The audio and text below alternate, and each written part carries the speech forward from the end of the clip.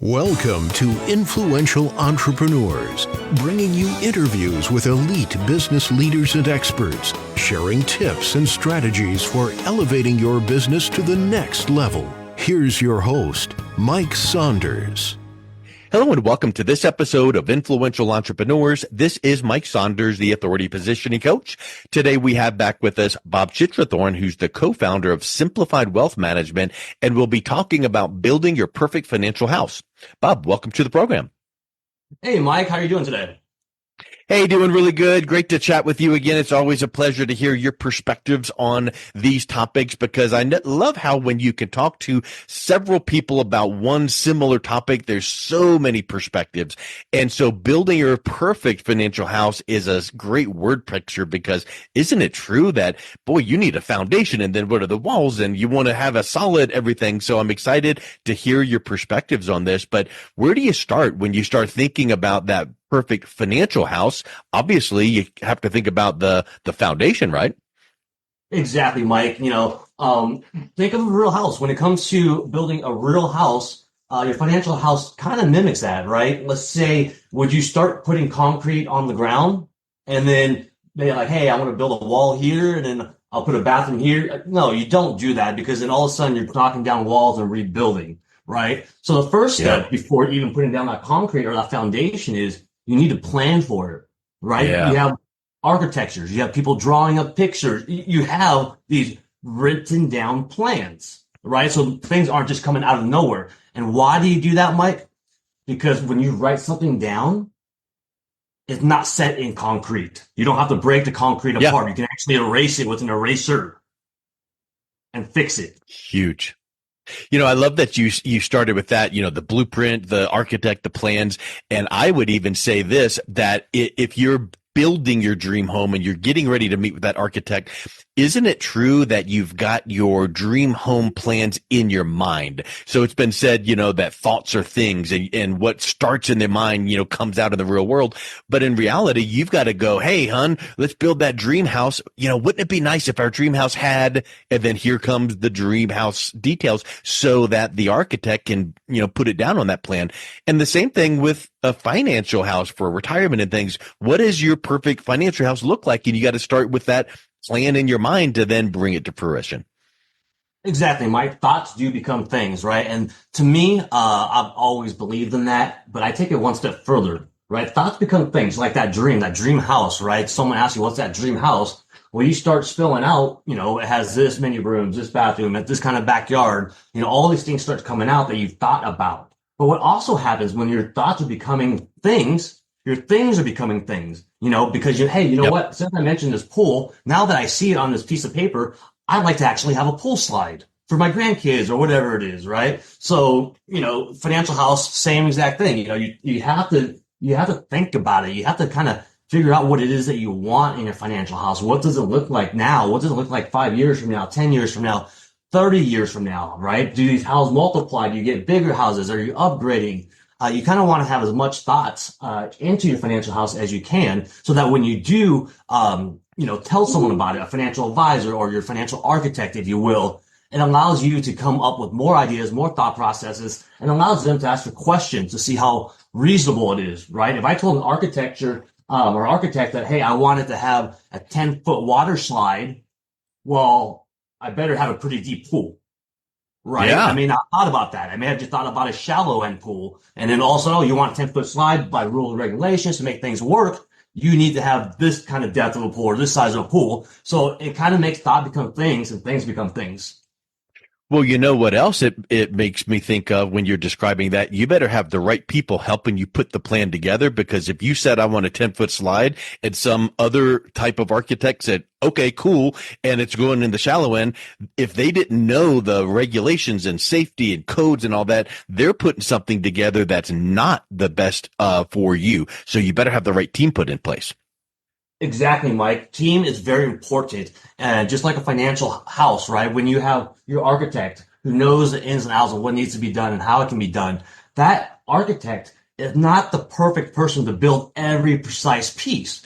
Imagine a house. You hire someone. Well, the person who draws out the plans, he probably doesn't go and actually, hammer in the nails in the wood. right? He has someone else who does that. He probably also doesn't go in the backyard and start digging for the pool.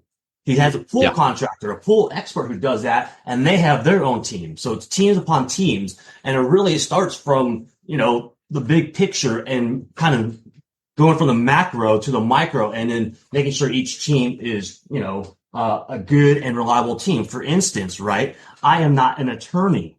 I do not do living trusts. I cannot do a living trust. I am not an attorney. But 100% you better believe that every client I ever come in contact with, I tell them you need a trust, because Yeah. most people, 99 out of 100 usually do. And here's what I do. I go even so much further. I believe that anybody who's 18 or older needs a will. Most people Yeah. don't have a will done. I cannot do one. So this is why I team up with companies and attorneys, so that we have access to get these living trusts in place and these wills in place, right? And one of the things I tell everybody as well is, again, if you're 18 or older, if nothing else, you better have a will, just so that you can have people make healthcare decisions for you if you can. You don't want Jim Johnson, whatever his name is, making health decisions for you, long lost cousin. But guess what? That could happen if you don't dictate who is to make that decision for you. So that, again, is why having a will is very important. And one of the things I help all my clients get very reasonably priced as well. Yeah, that's so huge, because that ties in the holistic approach, a comprehensive approach, because you would think that, a will, how does that factor into my retirement? Well, maybe not directly, but the indirect is the fact that it could have this negative ramification. So Bob knows enough to know that these should be done, and here's why they should be done, but let's bring in the expert to implement those. So that's huge. And I know that you work with teachers, nurses, and business owners. Talk a little bit about why it's so important for people in those industries to have that comprehensive financial plan. It's not, not only is it important for everybody to have those comprehensive plans, but those three kind of stand out in my mind the most. And I'll tell you why. It's because, let's talk with teachers. All right. Teachers are educating our future, right? The kids of our future. They're spending a lot of time helping essentially our society, not just now, but also in the future. And we all know that teachers don't get all the respect that they well deserve.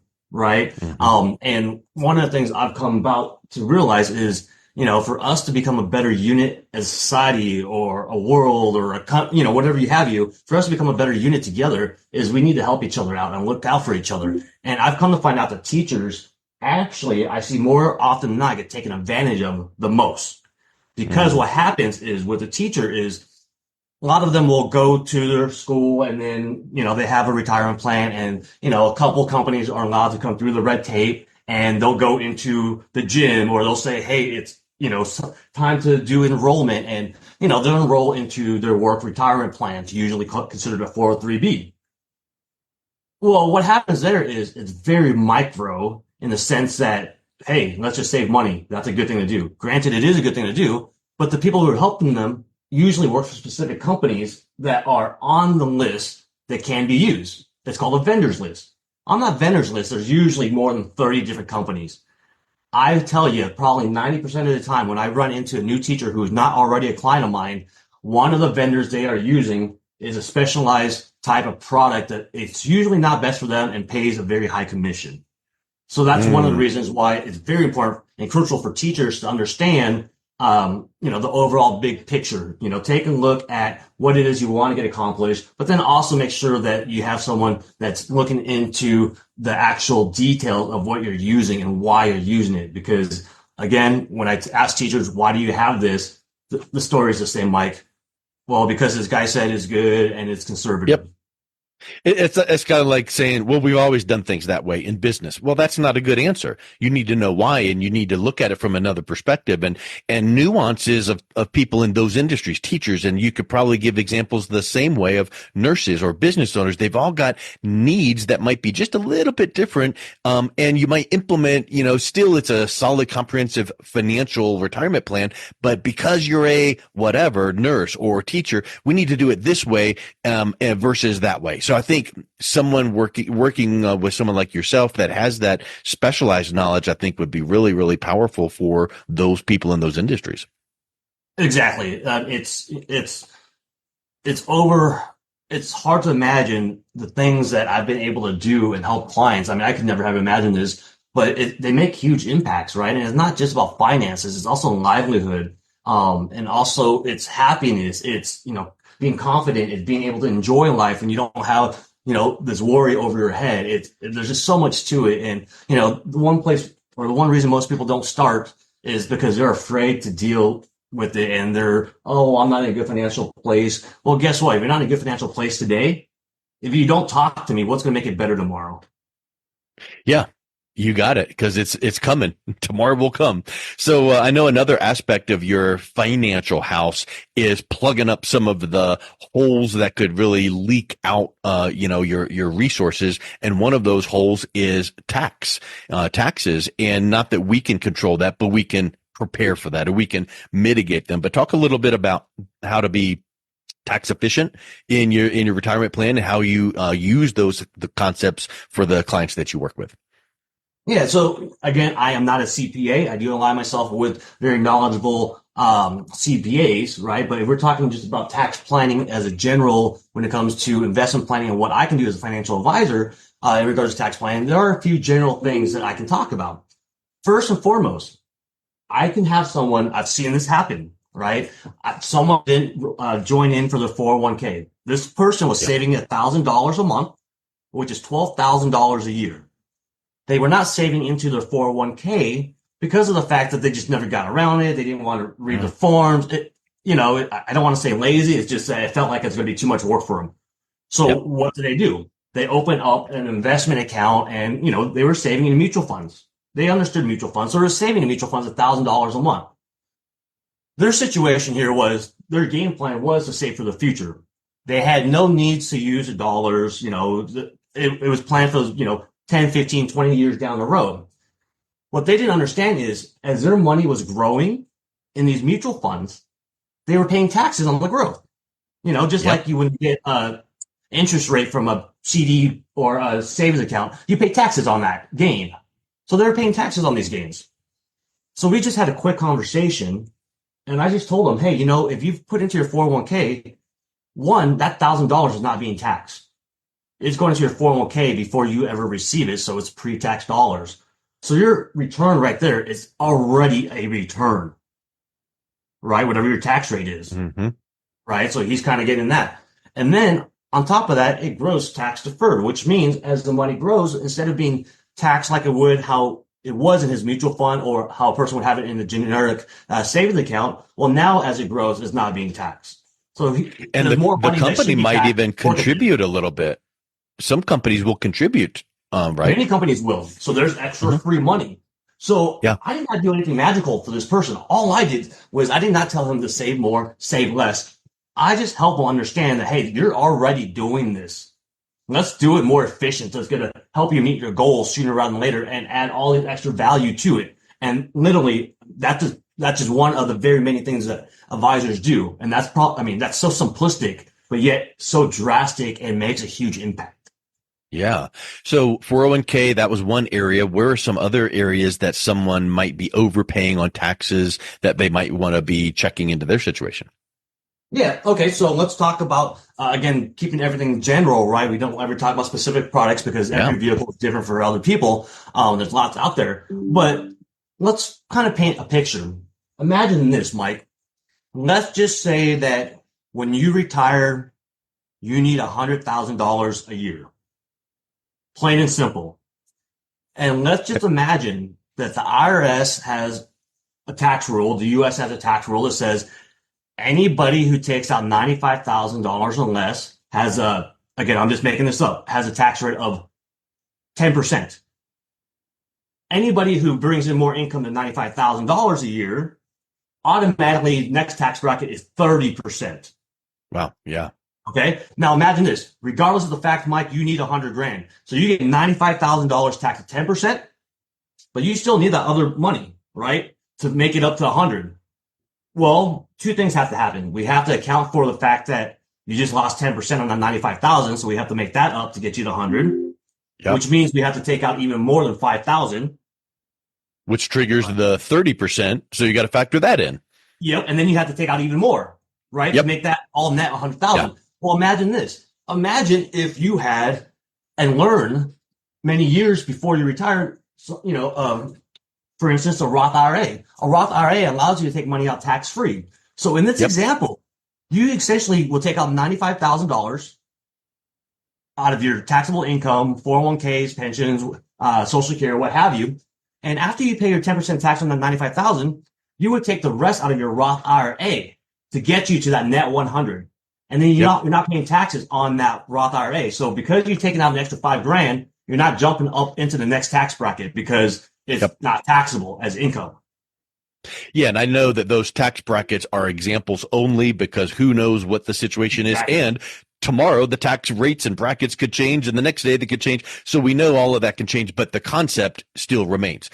If you need to take it out, you're going to get taxed. And then if this bracket, and you have to know that. And it's not a simple Google search. You can't just go, how much can I and should I?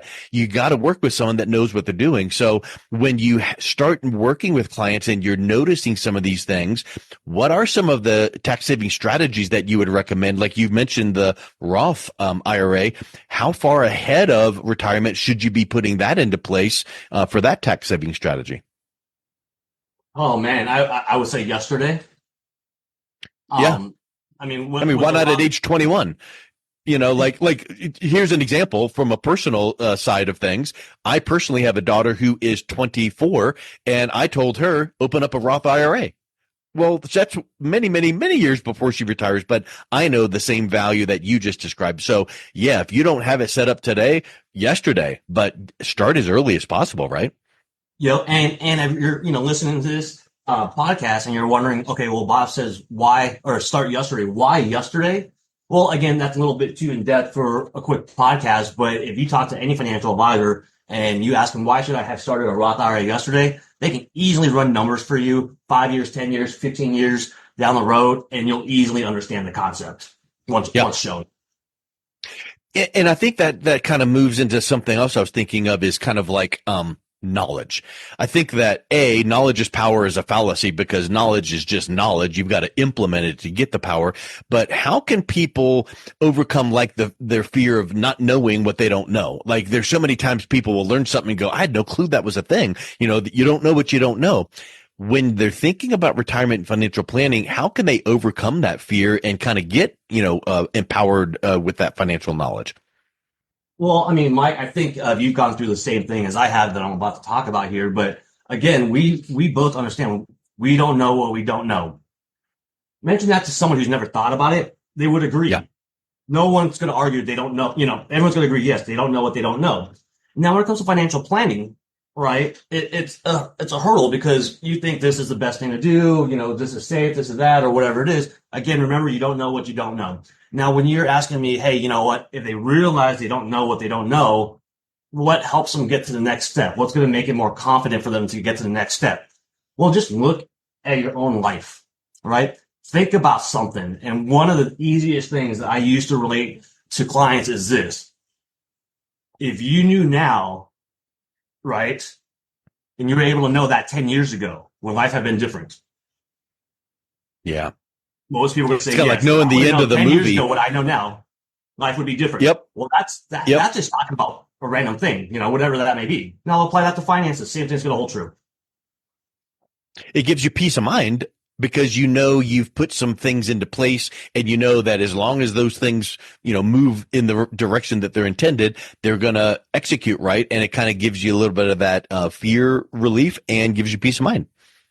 Exactly. Again, it goes back to, hey, if you would have known 10 years ago what you know now, you would have done things a little bit differently, not in finances, whatever it is. You just would have made things better. Well, again, you're kind of saving yourself from saying that 10 years from now in regards to finance because now you're learning it now. So where do you start to educate yourself? I mean, I know that I've facetiously, mentioned, don't just go Google it, but Google is a wonderful resource, but still there are some things that people need to go, okay, where do I start? Do I just go buy some books or go to courses? What are some of those things that people can educate themselves about financial planning? Yeah, you can go and, depending on the type of person you are and how much time you have available, you can easily go and get books, right? An example is, I don't know how to build a car. I couldn't build a car at all.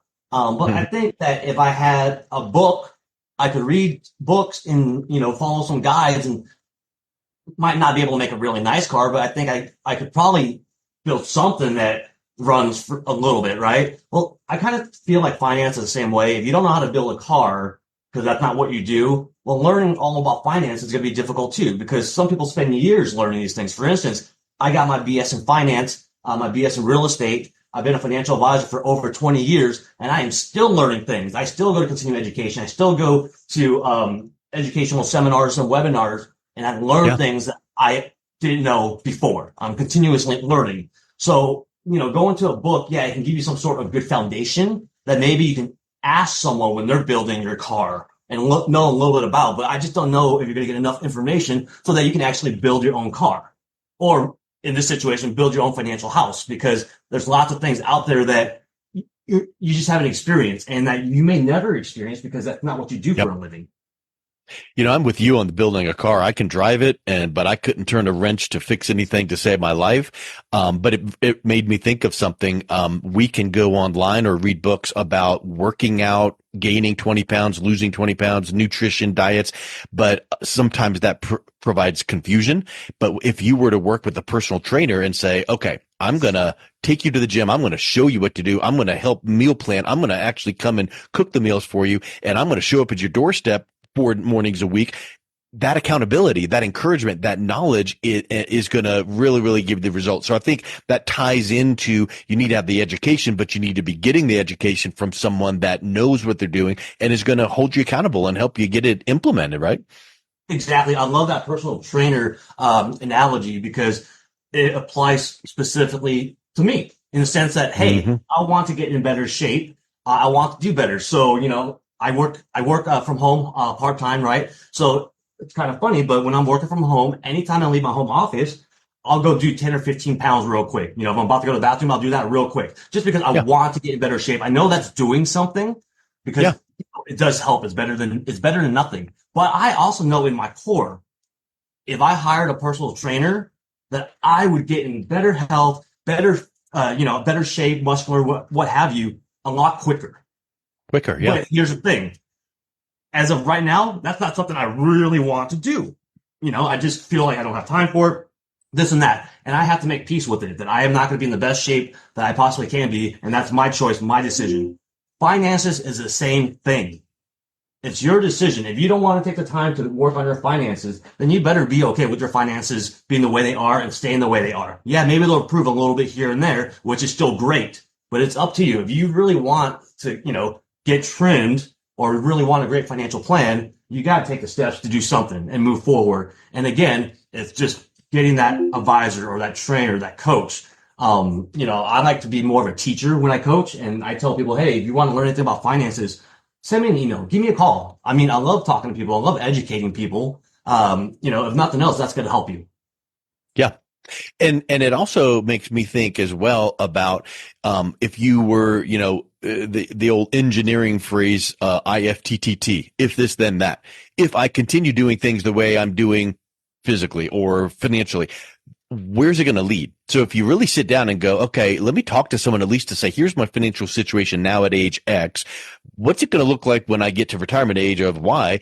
And if you're not happy with what that could turn out to be, then you better sit down and figure it out, because retirement is going to come. You're going to get to the point where you need to cut back from work and need those retirement funds. So it's not like saying there's a meteor that's going to hit Earth. That's highly unlikely, but it is very likely that we're going to need to really, really have a good, solid plan for retirement. But doesn't that lead to kind of what I was mentioning earlier, like that peace of mind, like having a financial plan and having your house in order really would contribute to some current and long-term happiness and security, right? Yeah, I mean, exactly. And again, I love the personal trainer and, kind of talking about health and weight and things of that nature because it really intertwines well. Because again, yes, I can be doing the same thing I'm doing now. If I just ask a personal trainer, they can say this, Bob, keep doing what you're doing. Nothing's going to change. You're going to be the same 20 years from now. At least I know. Or they could say, Yeah. hey, Bob, you know what? Actually, you keep doing what you're doing. You're going to gain 35 pounds by the time you're X age, and you'll have high blood pressure, if you keep doing what you're doing. Or you make some tiny little tweak.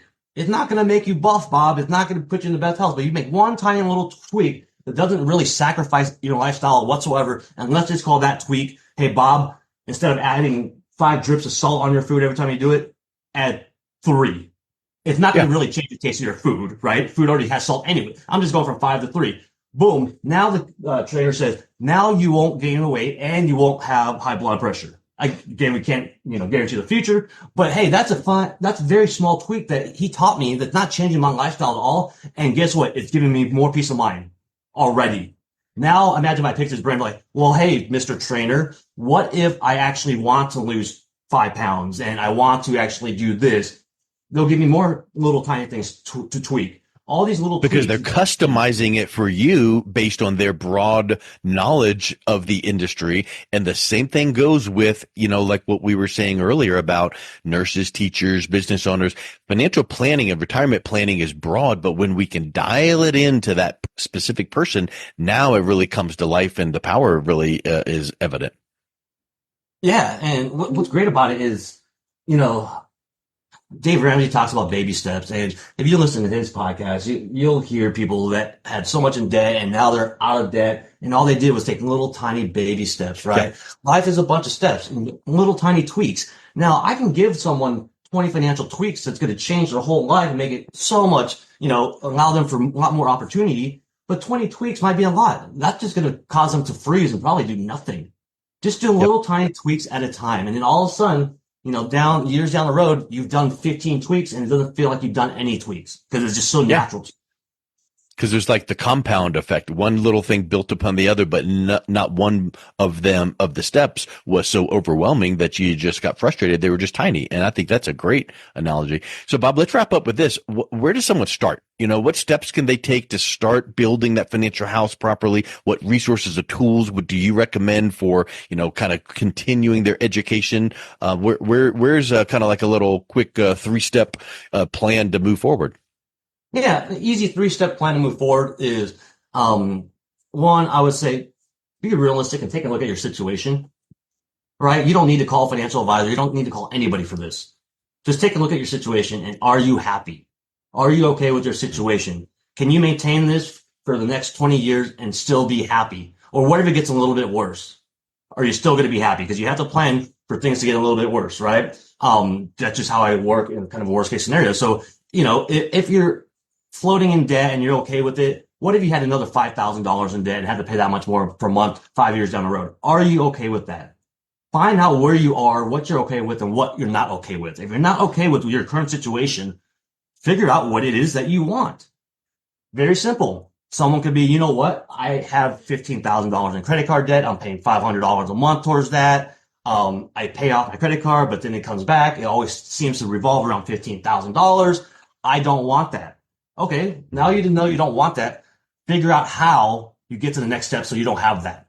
It's not a huge step. Just kind of figure out what you're doing, what needs to be done. You can contact a financial advisor or you can figure out on your own, do some research, Google, find ways to get out of debt. One way is to stop using your credit cards, right? Keep paying off your credit cards. Don't use it anymore. Every time you use your credit card, use it as cash. That's 2 basic steps right there. And then that's going to lead you as an individual to what you want to do next, right? What's the 3rd step? Again, you can decide to talk to a financial advisor. You can look up different type of financial apps out there. All these things are going to help you. It's just a matter of how much help do you want.